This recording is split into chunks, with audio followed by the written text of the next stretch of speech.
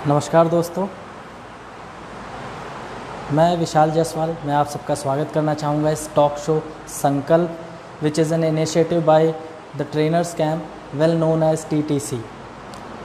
Before I begin दोस्तों, मैं आपसे जानना चाहूँगा, कुछ क्वेश्चन है मेरे मन में जो मैं आप सबसे जानना चाहूँगा और चाहूँगा कि आप उन सब का रिस्पॉन्स मुझे इस चैट बॉक्स में दें जो आपके फेसबुक पर लाइव नज़र आ रहा होगा।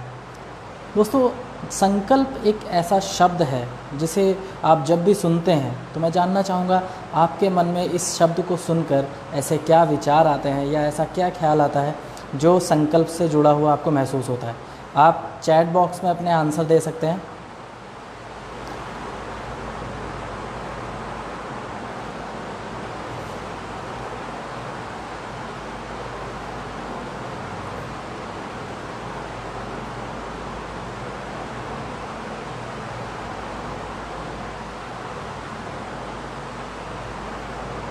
हेलो अंकित,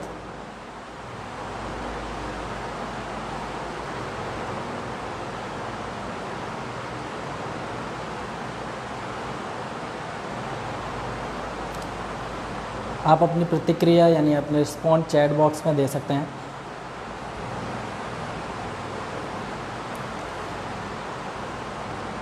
जो भी मेरे दोस्त और मेरे कलीग हैं जो इस वक्त इस लाइव वीडियो को देख रहे हैं, मैं उन सबका शुक्रगुजार हूँ और तहे दिल से धन्यवाद कहता हूँ। मुझे खुशी है कि आप मेरे इस लाइव वीडियो को, जो कि मेरा पहला संकल्प सशक्त भारत की तरफ से जो मेरा पहला वीडियो, उसको आप देख पा रहे हैं।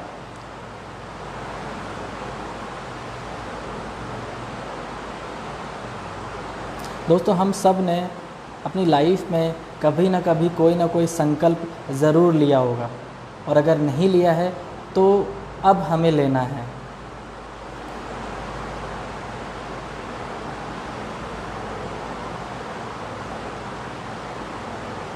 हेलो अभिषेक,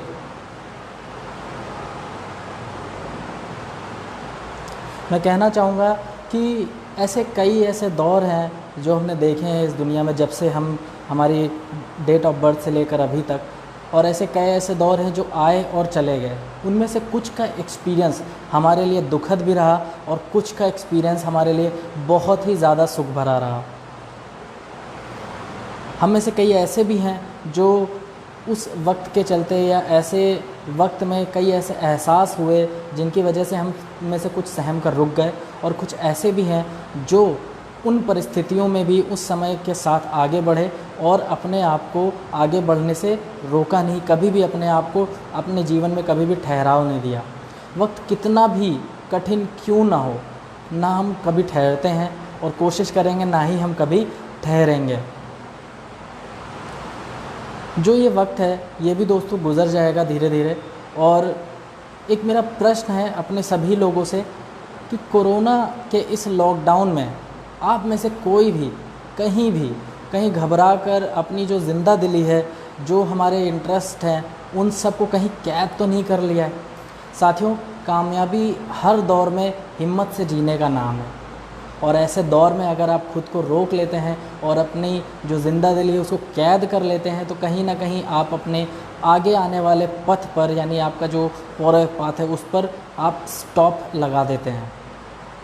दोस्तों, हम सभी को मिलकर इस कठिन परिस्थिति का सामना करना है, और आइए हम सब मिलकर एक संकल्प लें, संकल्प सशक्त भारत का। आखिर क्या वजह है ये संकल्प लेने की, मैं आपको बताना चाहूँगा। बट उससे पहले कुछ ऐसे सवाल हैं जो हम अपने आप से कर सकते हैं। आप भी अपने आप से सवाल कर सकते हैं और उनके जवाब ढूंढने की कोशिश कर सकते हैं कि क्या इन सवालों के जवाब आपके पॉजिटिव साइड्स में हैं या नेगेटिव साइड्स में हैं। कुछ ऐसे सवाल हैं जो मैं आपसे पूछना चाहूँगा। जैसे कि पहला सवाल हमारे मन में ये आता है कि इस लॉकडाउन में सामान्य लोगों के मन पर गहरा प्रभाव डाला है। क्या वाकई ऐसा है? क्या लोग अपने रोज़गार और नौकरी के लिए उस क्षेत्र में, जिस क्षेत्र में वो नौकरी कर रहे हैं, अनसर्टेनिटी महसूस कर रहे हैं, यानी उनको लगता है कि कहीं ना कहीं वो जो नौकरी कर रहे हैं या जो भी अपना काम कर रहे हैं उसमें ठहराव आएगा? क्या ऐसा हुआ है कि लोग घर पर बैठे बैठे थक से गए हैं, उनको ऐसा लगने लगा है कि अब घर के अंदर एक कैद सा हो गया हूँ, उनके जो टैलेंट है, जो स्किल्स हैं, उसके लिए भी अब वो चिंतित होने लगे हैं। They are tensionize. इस लॉकडाउन में लोगों की थॉट प्रोसेस पे भी गहरा प्रभाव पड़ा है। क्या आपको लगता है ऐसा? और एक और सवाल है जो कि बहुत ही ज़्यादा चिंतित करता है लोगों को, वो सुरक्षा से जुड़ा हुआ है कि क्या लोग अपनों की सुरक्षा को लेकर बहुत ज़्यादा परेशान हैं। इन सभी सवालों के जवाब हम सोचेंगे, लेकिन अगर ये सच है तो हमारा एक कर्तव्य है कि हम उनको एक कहानी सुनाता हूँ। बहुत ही छोटी सी कहानी है। इस कहानी से शायद आपको थोड़ा सा मोटिवेशन मिले और जिसे सुनकर या जानकर आप लोग इस कहानी से जो मोरल ऑफ़ द स्टोरी है वो लेना चाहें। बहुत समय पहले की बात है। एक बार एक गांव में एक घर था जहां पर कई सारी चिड़िया अपना घोंसला बनाकर रहती थीं। अचानक उस घर में एक बार आग लग गई। घर में रहने वाले सारे लोग परेशान हो गए। घबरा कर लोग इधर उधर भागने लगे। अफरा तफरी का माहौल बन गया, लोग भाग रहे हैं। इसके अलावा लोगों को किसी के भी मन में ऐसा नहीं था कि लोग एकदम शांत हो, सभी घबराए हुए थे और एक दूसरे को लेकर इधर उधर भागने के लिए परेशान थे। इतने में ही किसी का भी ध्यान उस चिड़िया की तरफ नहीं गया। सभी का लगभग ये आलम था कि पानी डालो पानी डालो। लोग चिल्ला तो रहे थे, लेकिन कुछ लोग हैं जो ऐसी कोशिश कर रहे थे और कुछ लोग ऐसे भी थे जो चुपचाप खड़े होकर ये सभी वाक़या देख रहे थे। वहाँ पर एक छोटी चिड़िया भी थी। लोग चिल्लाते रहे, वो चिड़िया कभी उड़कर बाहर नदी के पास जाती और अपनी चोंच में थोड़ा सा पानी लाकर उस आग में डालने की कोशिश करती। काफ़ी देर तक ये सिलसिला चलता रहा। इस सभी वाक़ये को वहाँ पर बैठा एक कौवा देख रहा था। बहुत ध्यान से वो देखता रहा। कुछ देर बाद उसने चिड़िया से कहा कि तुम्हें क्या लगता है, इस छोटी सी चोंच में जो तुम पानी लेकर आ रही हो, ये पानी इस आग को बुझाने के लिए पूरा पड़ेगा? क्या आपको लगता है कि इस छोटे से पानी का सहयोग देकर तुम इस इतनी बड़ी आग को बुझा पाओगी? चिड़िया ने बड़ी मुस्कुराकर जवाब दिया उस कौवे को कि ये बात जब भी इतिहास में लिखी जाएगी तो मैं बस इतना चाहती हूँ कि उस वक्त मेरा नाम जलते हुए लोगों को देखने वालों में नहीं, बल्कि एक छोटी सी कोशिश करके आग बुझाने वालों में मेरा नाम लिया जाए। दोस्तों, आपको क्या लगता है कि इस कहानी के थ्रू हमें क्या मोरल ऑफ़ द स्टोरी मिलती है, या क्या ऐसी चीज़ है, क्या ऐसी बात है जो आपको इस कहानी में अच्छी लगी और जो आपको मोटिवेट करती है लाइफ में कुछ करने के लिए? आप चैट बॉक्स में अपने व्यूज़ पोस्ट कर सकते हैं।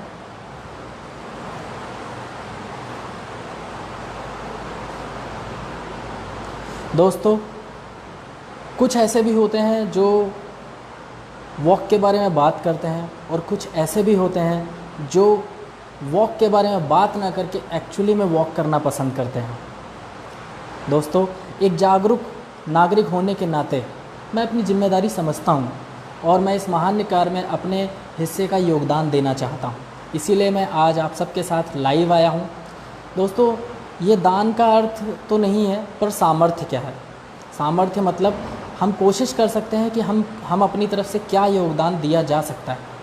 दोस्तों, पैसा ख़त्म हो सकता है पर काबिलियत कभी नहीं। यानी आपका जो स्किल है, जो आपका टैलेंट है, वो आपसे कोई भी छीन कर नहीं ले जा सकता और ना ही वो कभी ख़त्म हो सकता है। दोस्तों, अगर आपके अंदर कुछ ऐसा टैलेंट है, कुछ कर गुज़रने की चाहत है, तो वो कभी भी ख़त्म नहीं हो सकती।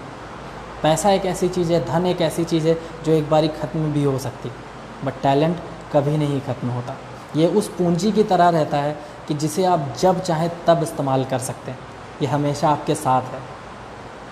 दोस्तों, ये एक ऐसी पूंजी है जो तब तक ख़त्म नहीं होती जब तक आपकी इच्छा शक्ति मजबूत है।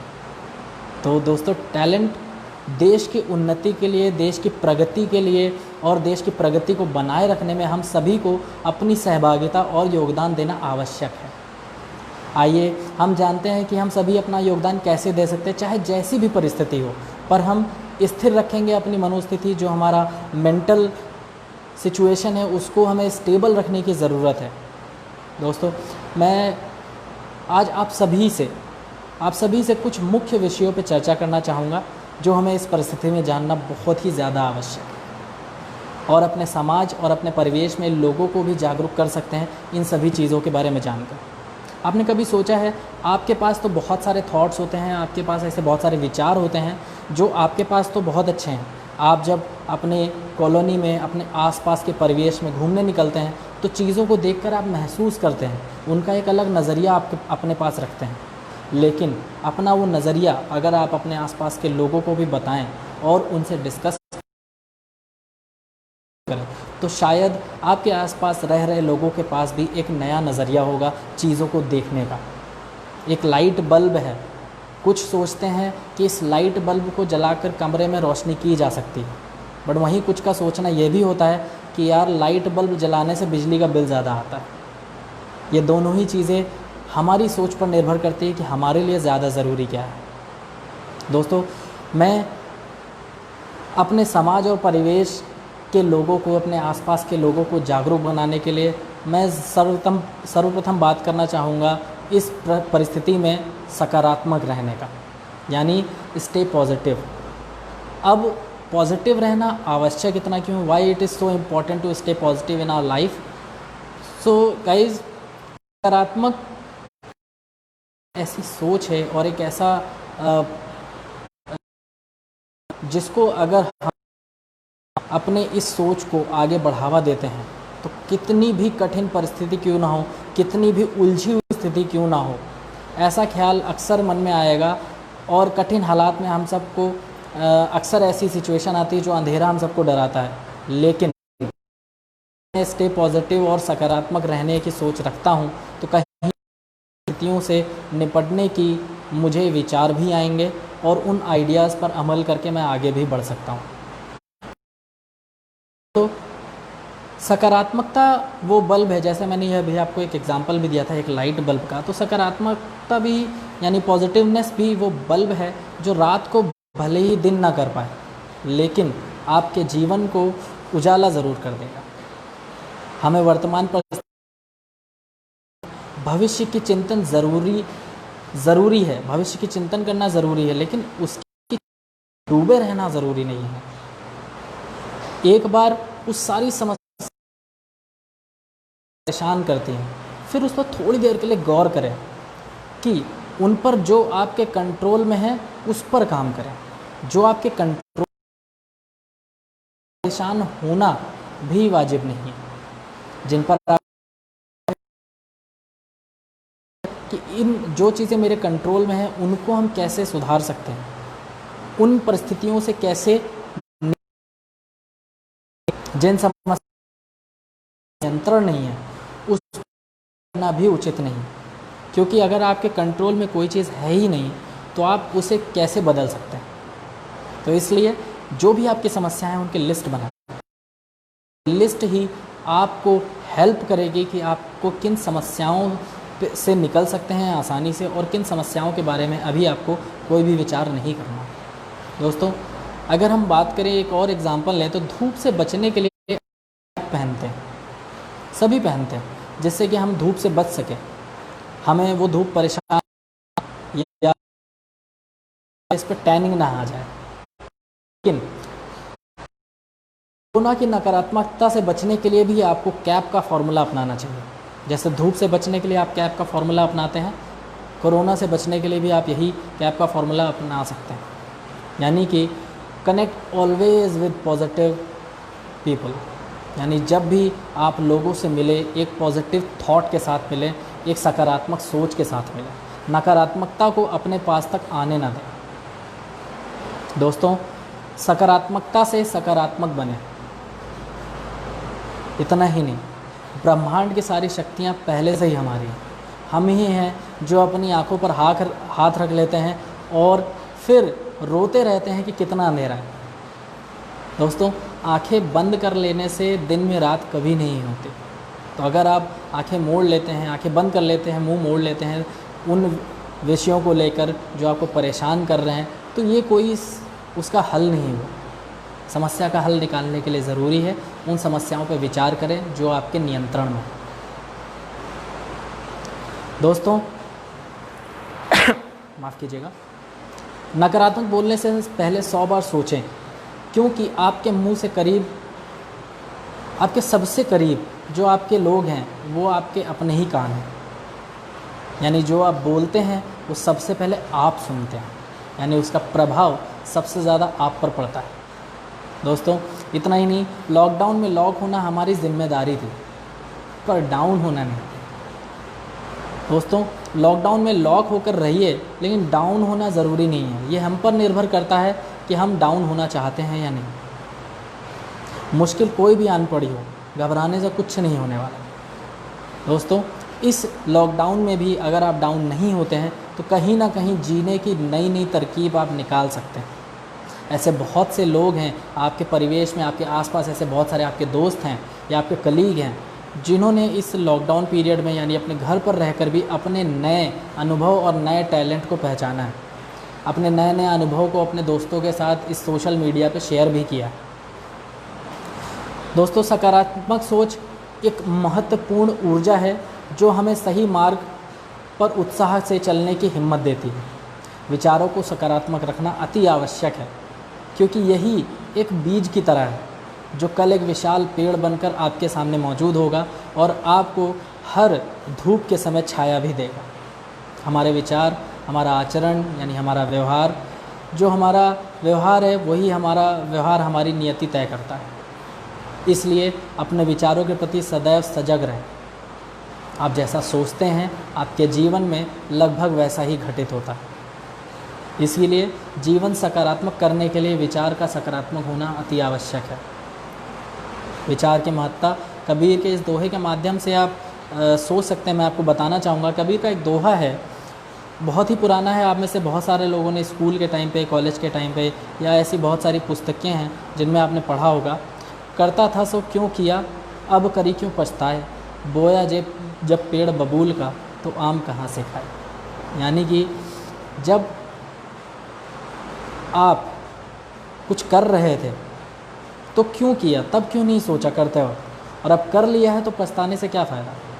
ये बिल्कुल उसी तरह है कि जब आप अपने बगीचे में बबूल का पेड़ लगा रहे हो तो आम की उम्मीद करना गलत बात है। जब मैं आपसे दूसरे महत्वपूर्ण पहलू पर चर्चा करना चाहूँगा दोस्तों, दूसरा जो महत्वपूर्ण विचार है वो है स्टे हेल्दी, यानी अच्छा स्वास्थ्य, अच्छी समझदारी जीवन के दो सबसे बड़े आशीर्वाद हैं। अपने जीवन शैली में कुछ सही तरीकों को अपनाकर आप सदैव इस परिस्थिति में भी स्वस्थ रह सकते हैं। स्टे हेल्दी डजंट मीन कि अब सुबह उठकर या दोपहर के टाइम पर या शाम के टाइम पर आप अपना भोजन छोड़ दें, यानी आपने ब्रेकफास्ट नहीं लिया या ब्रेकफास्ट आपने बहुत हैवी लिया तो लंच आपने स्किप कर दिया। नहीं, स्टे हेल्दी का मतलब ये बिल्कुल भी नहीं है कि हेल्दी रहने के लिए आप अपने फूड से कंप्रोमाइज़ करें, आप अपने डाइट से कंप्रोमाइज़ करें। अच्छा स्वास्थ्य रखने के लिए ज़रूरी ये है कि आप जो भी खा रहे हैं उसको पूरी तरह से अच्छे से चेक करके तब खाएं। अच्छी समझदारी का मतलब ये है कि जब आप स्टे हेल्दी यानी हेल्दी सोच रखते हैं तो कहीं ना कहीं आपके मन में अच्छे विचार भी आते हैं और आपकी लाइफ को जीने के नए नए आइडियाज़ भी आते हैं। पानी, जो कि स्वस्थ रहने के लिए एक महत्वपूर्ण चीज़ है। पानी हमारे शरीर का लगभग 60% हिस्सा है। यह भी सभी प्रमुख छोटी बड़ी प्रक्रियाओं के लिए आवश्यक है। जोड़ों की मजबूती, टेम्परेचर, इसके अलावा सही ब्लड सर्कुलेशन, आपकी पाचन, इन सभी में पानी का बहुत महत्वपूर्ण योगदान रहता है। इसलिए रोज़ाना लगभग 8 गिलास पानी पीना बहुत ही ज़रूरी है। बेशक यदि आप अधिक सक्रिय जीवन शैली में रहते हैं और जीते हैं तो अधिक पानी की आवश्यकता होती है, लेकिन अगर आप रोज़ाना 8 गिलास पानी मिनिमम पीते हैं तो कहीं ना कहीं ये आपका जो शरीर का टेम्परेचर है उन सभी में एक महत्वपूर्ण योगदान देता है। नींद, कहते हैं कि एक वयस्क यानी एक ह्यूमन बीइंग को लगभग 7 से 8 घंटे की एक अच्छी नींद लेना बहुत ज़्यादा ज़रूरी है। दोस्तों अच्छी नींद से आपको तनाव से निपटने में मदद मिलती है, जिसके लिए आपको अपने रूटीन का खास ध्यान इस परिस्थिति में रखना चाहिए। ज़रूरी नहीं कि आप अपनी नींद को पूरा करने के लिए दिन में भी सोएं, लेकिन आप जब रात में सो रहे होते हैं तो कोशिश करें कि सोने से पहले अपने मन को शांत रखें। जिससे कि आप अपनी शरीर के मुताबिक ज़रूरी नींद यानी 7 से 8 घंटे की या 9 घंटे की अच्छी नींद ले पाएँ। आहार दोस्तों, यह केवल वज़न कम करने या बढ़ाने के इच्छुक लोगों के लिए आवश्यक नहीं है कि मुझे भोजन ज़्यादा लेना है या कम लेना है। दोस्तों, आहार बहुत ज़्यादा ज़रूरी है आपके शरीर की एनर्जी के लिए। आप सभी स्मार्टफ़ोन यूज़ करते हैं। जैसे ही आपके स्मार्टफ़ोन की बैटरी 50% से कम होने लगती है, हम कहीं ना कहीं हमें चिंता होने लगती है कि उसको हम फिर से चार्जिंग पर लगाएं ताकि उसको 100% चार्ज करके और पूरा दिन अपने फ़ोन को इस्तेमाल कर पाएँ। तो जैसे आपको अपने स्मार्टफ़ोन की चिंता रहती है, वैसे ही आपको अपने शरीर की भी चिंता होनी चाहिए। जैसे आप अपने स्मार्टफ़ोन को चार्ज करने के लिए चार्जर पर लगाना नहीं भूलते, वैसे आपको अपने शरीर को भी एनर्जी यानी शक्ति देने के लिए अपने आहार को नहीं भूलना चाहिए।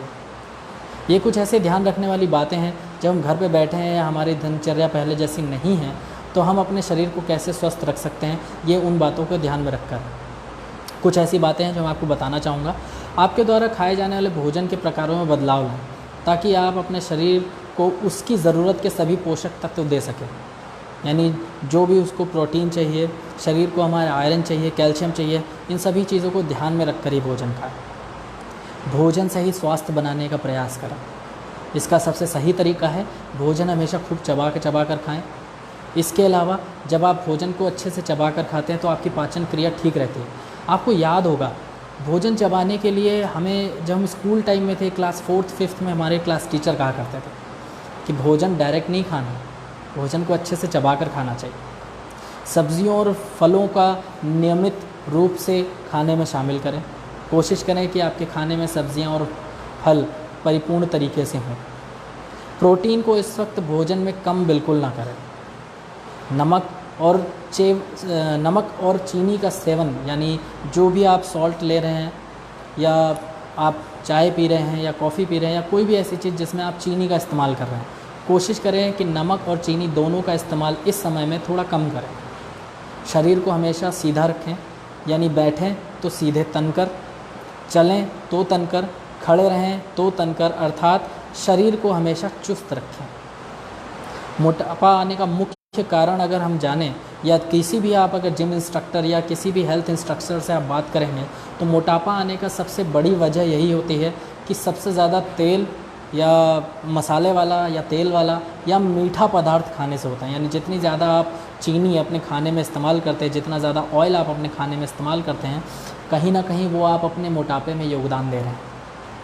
इसीलिए कहते हैं कि तेल और चीनी और नमक, इनका इस्तेमाल अपने खाने में थोड़ा सा कम करना चाहिए। ये सभी पदार्थ ऐसे हैं जो आपके शरीर को, जिनका सेवन आप कम करके शरीर को स्वस्थ बना सकते हैं। दोस्तों, भारी भोजन या हजम ना होने वाला भोजन का त्याग करें। कोशिश करें कि ऐसे समय में ऐसे किसी भी भोजन पदार्थ का इस्तेमाल ना करें जिसको हजम होने में टाइम लगता है, क्योंकि लॉकडाउन के समय या इस समय में जब हम अपने घर पे रहते हैं, जितने भी आपके हेल्थ इंस्टीट्यूट हैं या जिम हैं वो सभी लगभग बंद, और घर पर भी जो आप कसरत करते हैं तो कोशिश करें कि ऐसे भोजन का इस्तेमाल कम करें जो कि हजम होने में समय लेता है।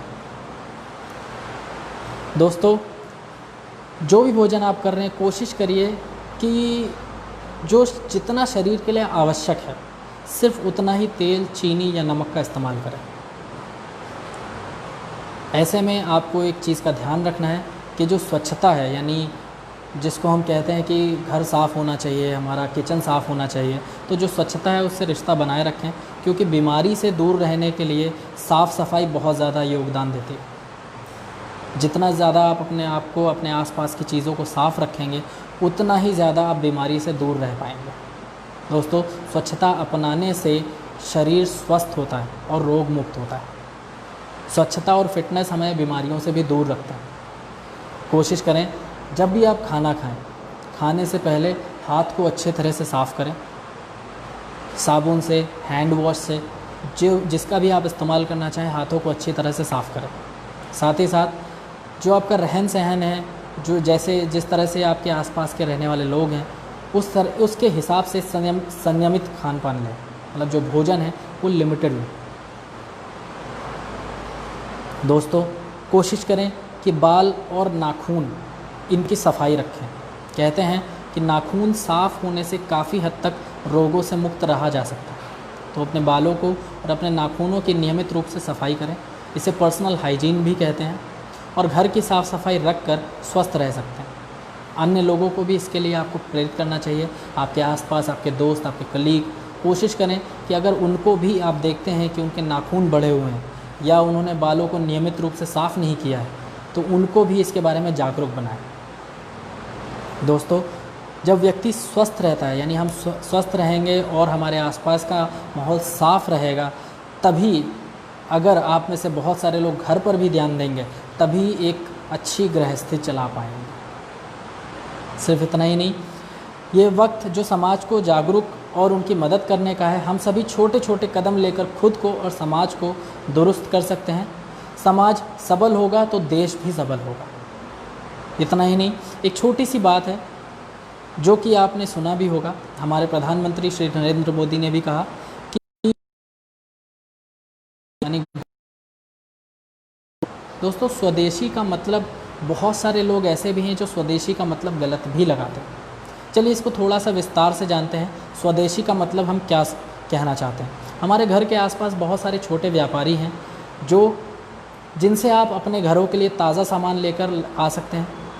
फल, सब्जियां, ये सब आप सुपरमार्केट से लेने के बजाय अगर अपने आसपास के लोगों से ख़रीदें जो कि ताज़ी सब्जियां मिलती हैं और ताज़े फल मिलते हैं, तो इनको घर पर लाकर उन्हें अच्छे से साफ़ करें और खाएं। ये आपको स्वस्थ रहने में मदद करेगा। दोस्तों, स्वदेशी अपनाने का मतलब है भारत का बना हुआ लें और भारत की बनाई हुई चीज़ों को चुनें। दोस्तों, या इसको हम दूसरे शब्दों में कहें, चूज़ मेक इन इंडिया और मेड इन इंडिया। सो भारत का बना हुआ लें और भारत की बनाई हुई चीज़ें ही चुनें। स्वदेशी अपनाएं तो रोज़गार भी बढ़ेगा। जो आपके आसपास के छोटे मोटे दुकानदार हैं, जो ऐसे दुकानदार हैं जो अपना घर चलाने के लिए वहाँ पर रोज़गार करने बैठे हैं, स्वदेशी अपनाने से यानी लोकल अपनाने से कहीं ना कहीं आप उनको भी मदद करते हैं, उनका रोज़गार बढ़ाने में मदद करते हैं। दोस्तों, आत्मनिर्भर बनना, आत्मनिर्भरता को बढ़ाने का मतलब है कि भारत को स्वदेशी बनाना। आत्मनिर्भरता का मतलब है जब आप अपने पास के किसी छोटे रोज़गार व्यापारी से कोई भी चीज़ खरीदते हैं, तो कहीं ना कहीं आप उसकी जो रोज़गार है उसमें थोड़ा सा महत्वपूर्ण योगदान देते हैं। इससे वो व्यापारी अपने व्यापार को बढ़ा सकता है और भारत भी तरक्की की ओर बढ़ सकता है। हम कोशिश कर सकते हैं, क्यों ना हम सब मिलकर स्वदेशी अपनाएं। सबसे पहले ज़रूरी है कि अपने आसपास के लोगों को इसके बारे में जागरूक बनाएं। दोस्तों, स्वदेशी अपनाकर पूरे विश्व में भारत का मान बढ़ाया जा सकता है। भारत का जो पद है, जो अभी निचले स्तर पर आता है, स्वदेशी अपनाकर हम उसे ऊपर ले जा सकते हैं। दोस्तों, हमें अपने देश के लघु उद्योगों के बारे में सोचना चाहिए। सभी को देश में निर्मित सामान और देश में बनी हुई चीज़ों को लेकर अपने घरों में इस्तेमाल करना चाहिए, ताकि जो देश के किसान हैं, जो देश के जवान हैं और देश के जो छोटे व्यापारी हैं, वो और ज़्यादा समृद्ध हो सकें। दोस्तों, इसको थोड़ा सा समझने के लिए देखते हैं स्वदेशी क्या है। स्वदेशी वस्तु नहीं है, स्वदेशी चिंतन है, हमारी थॉट है। हम कितना स्वदेशी सोच सकते हैं, इसके लिए ज़रूरी है कि स्वदेशी चीज़ों को जानने से पहले अपना जो थॉट प्रोसेस है उसमें स्वदेशी अपनाने की चाहत लाएं। दोस्तों, स्वदेशी एक मंत्र है सुख और शांति का। जब आप अपने छोटे व्यापारियों से, अपने आसपास के व्यापारियों से कुछ खरीदते हैं, तो कहीं ना कहीं आप उनके जीवन में सुख और शांति के लिए एक कदम रखते हैं। दोस्तों, स्वदेशी शास्त्र है आर्थिक क्रांति का। अगर आप स्वदेशी अपनाते हैं तो देश के आर्थिक विकास में भी योगदान देते हैं। दोस्तों, स्वदेशी सिर्फ ऐसा नहीं है कि स्वदेशी सामान के बारे में ही बात कर रहे हैं। स्वदेशी सम्मान है श्रमशील जीवन का। स्वदेशी कवच है शोषण से बचने का। स्वदेशी एक उत्थान है समाज का और राष्ट्र के सम्मान का। दोस्तों, स्वदेशी वस्तु नहीं है, स्वदेशी एक चिंतन है, स्वदेशी एक संग्राम है जिसमें हम सबको हिस्सा लेना चाहिए। देश के हर नागरिक को इसमें हिस्सा लेकर स्वदेशी अपनाना चाहिए। दोस्तों, मैं कहना चाहूँगा, स्वदेशी दिमाग नहीं दिल है ये, गैरों का मज़मा नहीं अपनों की महफिल है। स्वदेशी अपनों का अपनों से एक आस है।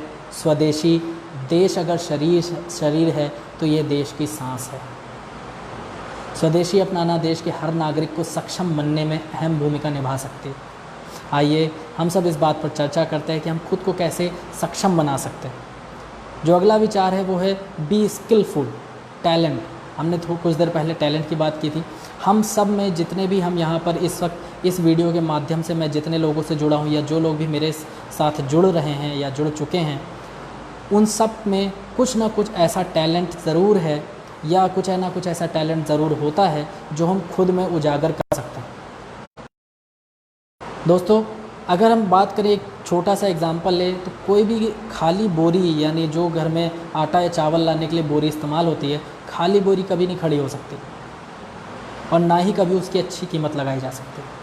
लेकिन अगर उसमें रोज़मर्रा की चीज़ें भर दी जाएं, जैसे चावल, आटा, तो उस बोरी की कीमत भी बढ़ जाती है और वो बोरी खड़ी रहती है। दोस्तों, आय के दूसरे स्रोत के बारे में विचार करें और उस पर कार्य करें। ये समय है, हम जीवन साथी के साथ सहयोग सारथी भी बने, रास्ते अनेक हैं, पर उस पर धैर्य से विचार करना ज़रूरी है।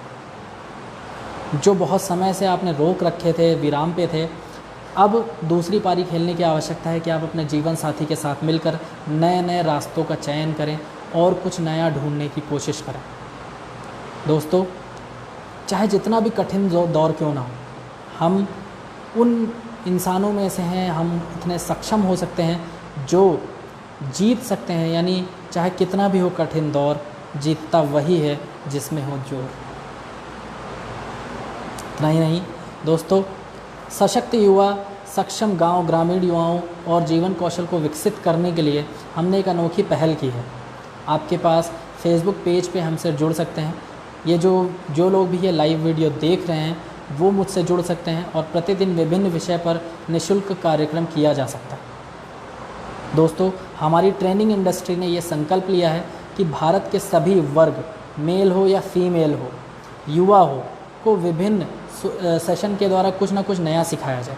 हमारा संकल्प है हम भारत को सशक्त बनाने में अपना पूर्ण योगदान देंगे। दोस्तों, हमारे फेसबुक पर हमारे पेज से जुड़िए, जहां पर हर बार आपको कुछ नए विचारों के साथ, नए आइडियाज़ के साथ आपको नए नए वीडियो मिलते रहेंगे। दोस्तों, ये हमारी जिम्मेदारी तो है ही। आइए आप भी हमारे साथ इसमें योगदान कीजिए, हमसे जुड़िए और अपने आसपास के लोगों को जागरूक करें। इतना ही नहीं दोस्तों, एक और है थॉट प्रोसेस जिसके बारे में हम बात करना चाहेंगे, संकल्प लेना। जैसा हमने शुरू में बात की थी कि संकल्प यानी रिस्पॉन्सिबिलिटी लेना एक बहुत ही महत्वपूर्ण जिम्मेदारी है। सो बी रिस्पॉन्सिबल। जब तक सफल ना हो, नींद और चैन को त्याग देना चाहिए। दोस्तों, जब तक ना सफल हो, नींद चैन ना त्यागो तुम, संघर्ष का मैदान छोड़ मत कभी भागो तुम। कुछ किए बिना ही जय जयकार नहीं होती और कोशिश करने वालों की कभी हार नहीं होती। आप ज़रा सोचिए, आखिर ये जीवन किसका है? अगर मैं इसकी जिम्मेदारी नहीं लूँगा, किस पर दूंगा जिम्मेदारी? दोस्तों, आइए अब उंगली नहीं जिम्मेदारी उठाते हैं। हम सभी को अपने क्षेत्रों में उसी समर्पण, उसी उत्साह और उसी संकल्प के साथ काम करना होगा जो रणभूमि में एक योद्धा को प्रेरित और उत्साहित करता है। और ये सिर्फ बोलना नहीं है, बल्कि वास्तविकता में करके दिखाना है। दोस्तों, यह बात मायने बिल्कुल नहीं रखती कि आप कितना धीमे चल रहे हैं। मायने यह बात रखती है कि कहीं आप रुक तो नहीं गए। अगर आपको एक छोटी सी कहानी याद हो जो बचपन में लगभग आप सभी ने सुनी होगी, मैंने भी सुनी है, एक कछुए और खरगोश की कहानी। खरगोश बहुत तेज़ भागा, कहीं नहीं रुका, लेकिन जब उसने देखा कि कछुआ बहुत पीछे रह गया है, उसने सोचा क्यों ना रुककर थोड़ी देर आराम कर लिया जाए। जबकि वहीं दूसरी ओर कछुआ, जो कि भले ही धीमे धीमे चल रहा था, लेकिन वो चलता रहा, वो कहीं रुका नहीं। और अंत में जीत भी उसी कछुए को हुई जिसने अपना रास्ता नहीं छोड़ा। दोस्तों, इस मुश्किल दौर में जो हमारे लिए एक लड़ाई लड़ रहे हैं, आइए उनका संपूर्ण सहयोग और सम्मान करें। दूर से हमें आगे के सभी रास्ते बंद नज़र आते हैं, लेकिन जब भी आप उन पर आगे चलना शुरू करते हैं तो धीरे धीरे वो रास्ते खुलते हुए नज़र आते हैं और आप जब उसके बिल्कुल करीब पहुंच जाते हैं तो आपकी मंजिल भी आपको सामने नज़र आने लगती है। दोस्तों, भारत की अगर बात करें, भारत एक ऐसा देश है जिसने मध्य रात्रि में स्वतंत्रता पाई थी। आज हम जो आज़ादी की बात करते हैं वो आधी रात के समय हमें आज़ादी मिली। हम इस कठिन परिस्थिति में भी नई संभावनाएं बनाते आए हैं। दोस्तों, एक 2 लाइनों की पंक्तियां हैं जो मैं आपको बताना चाहूँगा। फलक को ज़िद है वहाँ बिजलियाँ गिराने की, और हमें ज़िद है वहीं आशियाँ बनाने की। दोस्तों, संकल्प के इस मुहिम का हिस्सा बनने के लिए आप सभी का हार्दिक अभिवादन। आपने अपना जो बहुमूल्य समय है, जो आज के टाइम में सबसे ज़्यादा कीमती है समय है, वो आपने हमें दिया है। तो आइए हम मिलकर संकल्प लेते हैं, एक संकल्प सशक्त भारत का। आइए हम सब मिलकर एक नया दौर कायम करें। अब विदाई का वक्त हो चला है, तो नए दौर के लिए इस मधुर संगीत से एक छोटी सी मुलाकात यादगार बनाएं। एक संगीत है जो आपने बहुत पहले सुना होगा, मैं आज वापस से उसको दोहराना चाहूँगा कि विदा लेते समय क्यों ना इस संगीत को सुना जाए। एक गाना है जिसकी शुरुआत होती है, साथी हाथ बढ़ाना, साथी हाथ बढ़ाना, एक अकेला थक जाएगा मिलकर बोझ उठाना, साथी हाथ बढ़ाना। दोस्तों, हम मेहनत वालों ने जब भी मिलकर कदम बढ़ाया है, सागर ने भी रास्ता छोड़ा है, पर्वत ने भी शीश झुकाया है। फौलादी हैं सीने अपने, फौलादी हैं बाहें, हम चाहें तो पैदा कर दे चट्टानों में राहें। दोस्तों, साथ ही हाथ बढ़ाना। आप इसके लिए अपने आसपास इस गाने से जोड़कर कई ऐसे एग्जाम्पल देख सकते हैं। दशरथ मांझी, जिनको माउंटेन मैन भी कहा जाता है, अगर उन्होंने हार मान ली होती तो शायद उस पहाड़ के बीच में रास्ता नहीं बनता। उन्होंने उस पहाड़ को काट कर भी रास्ता बनाया। किसी तरह की मशीन नहीं थी उनके पास, लेकिन उनकी हिम्मत और उनकी ताकत और उनकी सहनशीलता, ये 3 ऐसे हथियार थे उनके पास जिसकी वजह से उन्होंने पहाड़ को काट कर रास्ता बना लिया। दोस्तों, हम सबको भी मिलकर साथ में रहना है, सशक्त भारत का संकल्प लेना है और उस पर अडिग रहना है। दोस्तों, आज के लिए इतना ही, मैं चलता हूँ। जय हिंद।